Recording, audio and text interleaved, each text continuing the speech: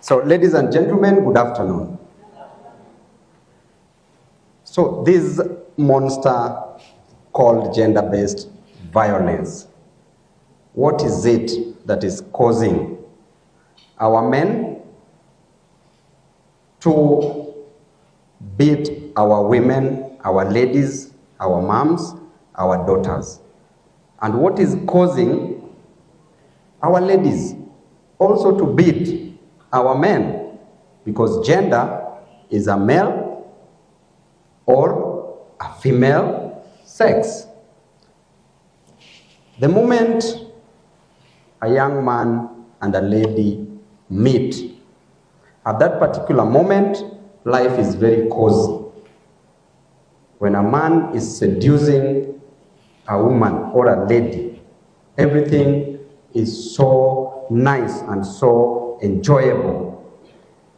Then they decide to move in together. Things are still okay, a few months. Some, within few months, a lot starts happening within the family.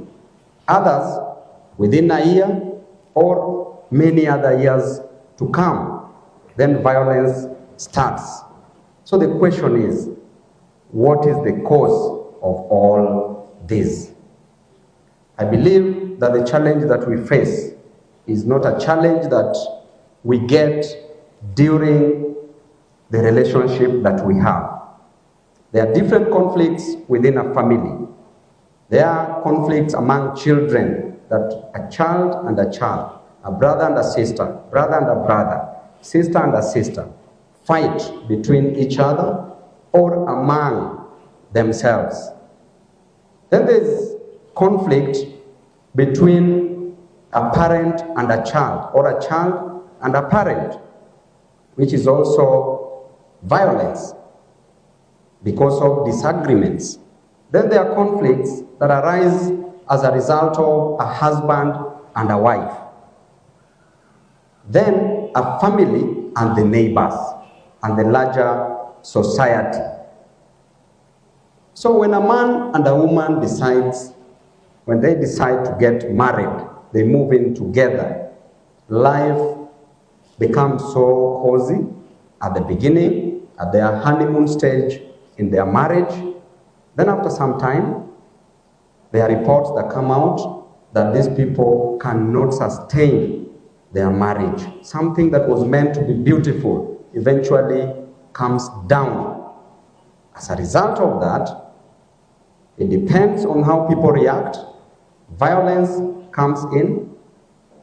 When there's violence in it, you can find that it can lead to separation between the husband and the wife. It can also lead to divorce, which leaves children in a very devastated position, in a very disorganized situation. The moment a child is left in a disorganized situation, then you know that the problem starts from that particular point. Then thirdly, it also leads to death. Death that leaves our children as total orphans. So generally, you find that a husband and a wife enjoying marriage, challenges start coming in. When you are a man and you decide to get married, you must know there are different responsibilities that you must take as a man. Equally, as a lady, as a woman, you have to know that there are also responsibilities that you must take. The Bible says that a man shall leave his father and his mother and shall join his wife, and the two shall become one. So I've chosen to deal with gender-based violence in a family, that is between husband and a wife. Then the same Bible says that a man should love the wife. Husbands, love your wives. And it advises wives to be submissive to their husbands. Wives, respect your husbands. As a man in a family, you must know that there are 6 things that you must do in a family. Number 1, as the head of a family, you must invite God in your family. There are 6 P's that we will deal with. Number 1 P is prayers. Invite God in your family as a man. Pray together in the morning and in the evening as a family. That way, at least you will be enhancing communication between each other, and also you will be inviting God to be the captain of your marriage. Number 2, as a man, you must provide provision. You must provide in 2 different ways. First, provide financial provision. As a man, you must provide for your family. And number 2, provide emotional provision. Sometimes, as a man, you provide financially and you think that you're doing everything in that house. But you are lacking the emotional provision that may bring temptation in a family. So you must provide emotionally. Number 3 is protection. As a man, you must protect your family. That is your sole responsibility, to give proper security to your family. There are different types of securities that you must give. There's financial security that we talked about, provision. Then there's the security of the family, that the family feels safe under your leadership as a man, because your family will be headed where you lead them. So if you lead them in the wrong direction as a man, that family will automatically take the wrong direction. But if you lead them in the right direction, that family will take the right direction. Then the next P is purpose. What is your purpose in this marriage as a man and as a woman? What are your goals? What is the vision of this family? What is the mission of this family? What are the objectives of your family? Set short-term goals that you must achieve as a family, medium-term goals, and long-term goals that you must achieve as a family. Then play.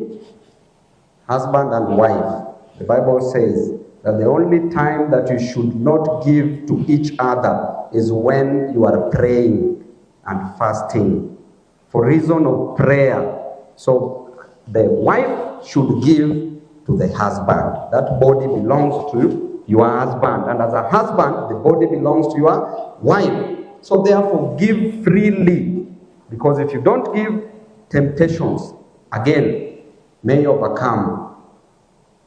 Then we come to what are the causes of conflicts within a family, because I want us to treat the roots. I want us to treat the cause of conflict, causes of conflict within marriage. Let us not treat the symptoms. Most of the times we treat the symptoms. You find that when a child is being brought up, when a child has been left as an orphan, a child is being brought up by a single mom, a child is being brought up by a single dad, then there is a problem that is coming up. The child is growing as an empty person. Ladies and gentlemen, you have glasses in front of you. If that glass is empty, and you try to drink an empty glass, what are you getting? Emptiness. So when a child is brought up, when a child is empty, because children learn by what they see, there is something that a father, a husband can give to a child. A father can give to a child that a wife cannot give to a child. And there's something that a wife can give to a child that the husband cannot give to the child. So the child should grow with both the parents. Anytime you separate, anytime you divorce, anytime a child is brought up as a total orphan, just know that the child will develop trauma. The child will be traumatized. As the child grows up, there is trauma. Why? Because as a husband and a wife, you are in marriage that was abusive. So the child did not see love. Children learn by what they see, not what they hear. If they see love in marriage, they will give love. If they see violence in marriage, they will give violence.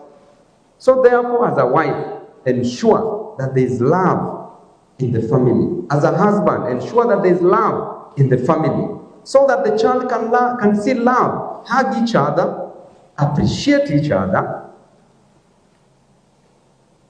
do dinner together, spend time together. Presence is what is another P. Presence, be present as a man. Do not confuse presence with presence. Usipeleke tu ma presence and you are not present. Because if you are not present, your wife cannot date herself. Then you must also date. Let your children see that love, that environment. That can be created by you. But if they don't see, they grow up to become adults. The moment they are adults, they never saw love, they saw violence, they saw grief, they saw loneliness, they saw resentment, they saw unforgiving spirit. Then what do you expect in return? You expect that child to be a person who will be violent in the foreseeable future.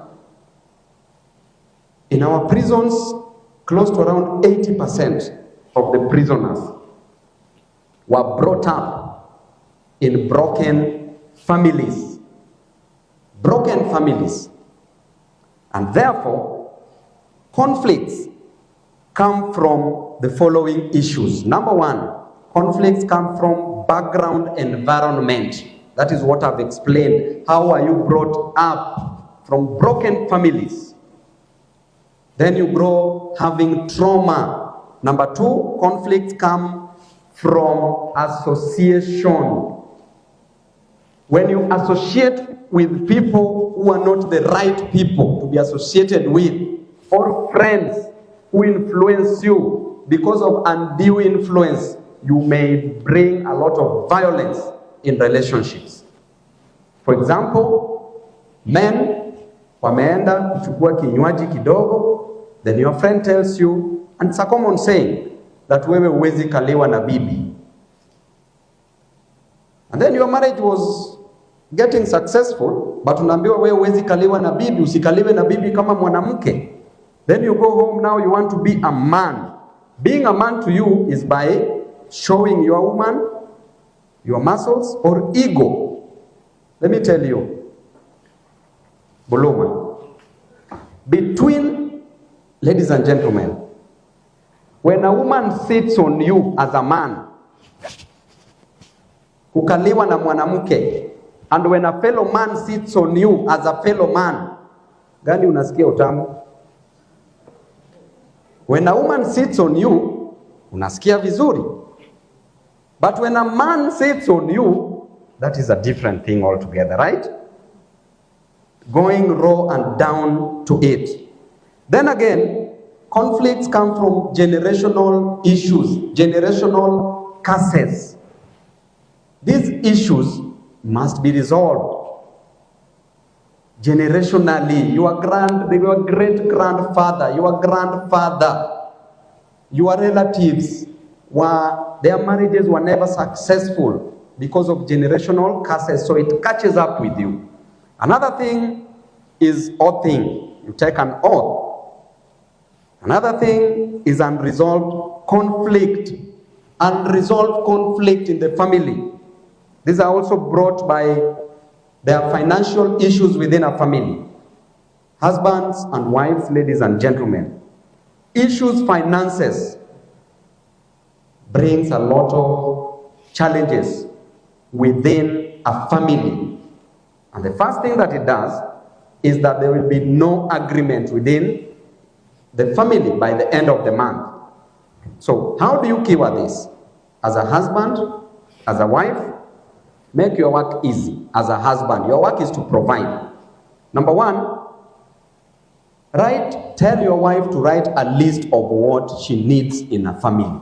Because sometimes you start fighting after a week because kitunguu haijanunuliwa, nyanya haijanunuliwa. Wewe mwenyewe unaona umewekewa pressure. Kama husband, you don't know how to solve this, you respond with violence.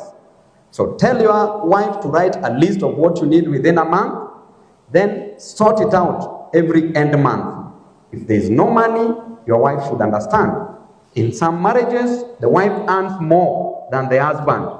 As a wife, also understand if your husband has no job, just provide because he has no job. But with time, he may get a job, then it will be his responsibility to solve. I also understand that in a family, money to a woman is a money. Man's money is our money. So a man must understand that very, very well. Then as a man, also know that every end month, your wife should be going to the salon. She can't be doing coffee. She can't be meeting friends. If you have something small every end month, mkatie kidogo, so that wanaume wengine hawapati an opportunity please with those gifts, monetary gifts. So mweke kwa nini kidogo, unampatianga pesa kidogo every end month, anaweza fanya nazo vitu zake. Anaweza weka airtime, kiwa na gari anaweza weka fuel, kama ana anaweza chukua Uber ama matatu. That is how life should be. And wives, if the husband is lacking, you should also understand your husband. Yeye pia kama ana, you can also provide kidogo. Then, ladies and gentlemen, we also have, when there is grieving in the family, if there is grief, then there will be conflict. What causes grief? Loss of jobs, loss of businesses will make you grieve. Relationship, if you lose a partner in a relationship, you will grieve. Death of a loved one. Physical emptiness, psychological emptiness. These are sources of conflicts. By conflict, I mean violence. Violence, gender-based violence. I'm still within the topic. What will bring a problem in your marriage, in your family? Because family is a basic unit, and family, you should get everything from within a family. Love. So, what I'm discussing is what will bring conflicts within these families. When there's that conflict, it leads to gender-based violence automatically. So now then, what are the solutions to conflict management? Because we discuss what brings conflicts and how do you manage it. I think we are within the topic, right? Not unless you are not hanging on my lips. So, ladies and gentlemen, number one, deal with the issues immediately. If I were you, I would be having a pen and a paper. This is a very serious session. Because the moment you have these solutions, then you are guaranteed that at least you will avoid fighting your partner. You will avoid killing your partner, taking the life of your partner, separating or divorce. Right? Deal with the issue immediately. When the issue arises, deal with that issue immediately. Then at times you cannot resolve. If you see that you cannot resolve that issue, then time out. Do not proceed with it. Because you are not agreeing, postpone it. Postpone the fights. Then you should not deal, number three, no dealing with issues when angry, when resentful, when stressed, when bitter, when emotional. Number four, then listen to your partner. When you listen more, you bring understanding. But when you just hear, hearing brings responding. When you listen, you will understand each other as partners. But when you just hear, you will be responding to your partner. So back and forth, you are bringing violence as you hear. Do not use foul language. E.g., hata wewe ni mbaya. You know you are solving a conflict, but the first thing unaendea, wewe ni mbaya, hata wewe ni mbaya. Already you've started on a high note. So when one partner goes high, the other one should go low. This involves husband and wife and also children, parents and children, because these are different types of violence within a family. Then build a relationship bridge, not a wall. Do not build a wall. Build a bridge. Clarify issues before you answer. Ask your partner, help me understand. What did you mean? So that they can explain well. Then replace your why with what, when, which, who, how. Please clarify, because the word why brings defense mechanism. Why did you do this? Why brings conflict, more conflict. Then do not use threatening language when discussing, because it will bring violence, it will bring conflict. Then you must be able to forgive. Forgiveness is the only and it is the best antibiotic without any side effect. If you can't agree to forgive, my brother, my sister, ladies and gentlemen, you can't be forgiven. Then you are not ready to resolve. So learn to forgive. Then you have to know that bitterness is like swallowing poison and you want your partner to die. You are the one who feels bad every time you are bitter with a friend or a partner. Next, I'm almost finishing. Do not use words like you are useless in a marriage, in a family. You tell your partner you are useless. That is so wrong. You are hopeless. So wrong. You are foolish. So wrong. Instead, ama you say you don't understand me. So wrong. Instead, use positive words. Appreciate. Have positive attitude as you discuss. Then replace your normal and logical thinking with creative thinking. You must be creative as you think and as you resolve conflict. So, ladies and gentlemen, we know that if you feed grief, if you feed unforgiveness, if you feed fear, if you feed anger, if you feed anxiety, if you feed bitterness, if you feed rejection, if you feed resentment, if you feed misunderstanding, if you feed loneliness, if you feed isolation, then be sure that you will never be in a position to solve or resolve any conflict. I know each one of us here must be suffering from any of those that I have read. At least there's something you're feeling from within about another person. So, gender-based violence has really cost us a lot as a society. It has brought down development.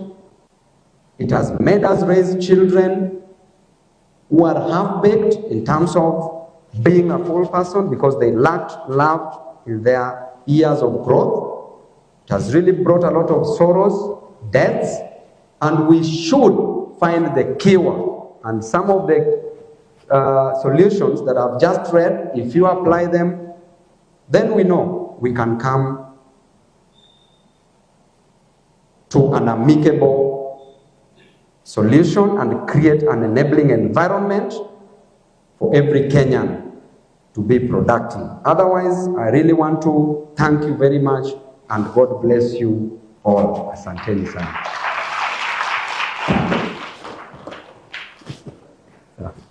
When